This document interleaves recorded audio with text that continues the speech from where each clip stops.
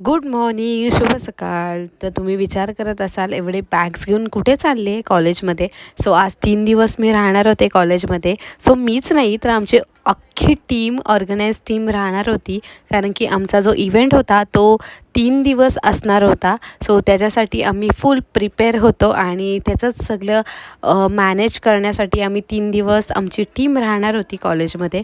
So छान असं decoration करून आम्ही काम आवरून आम्ही आलो होतो कॅन्टीनमध्ये. कारण की दिवसभराचा थकवा आणि थोडं रिलॅक्स होण्यासाठी आम्ही ठरवलं चहा पिऊन येऊ. पण तिथे आम्हाला चहा काय भेटला नाही. सो आम्ही बाहेरून ऑर्डर केला होता चहा. सो चहा घेतला आणि त्यानंतर मग आम्ही परत कामाला लागलो होतो. सो कामं वगैरे आवरली आणि त्यानंतर आलो होतो आम्ही डिनरला. सो डिनर केला, छान गप्पा गोष्टी केल्या आणि त्यानंतर बॅक टू द वर्क.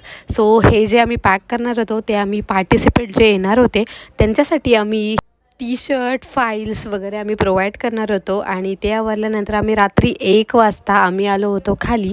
कारण की जो ग्राउंडवरचा डेकोरेशन होता तो कंप्लीट करायचा होता आम्हाला.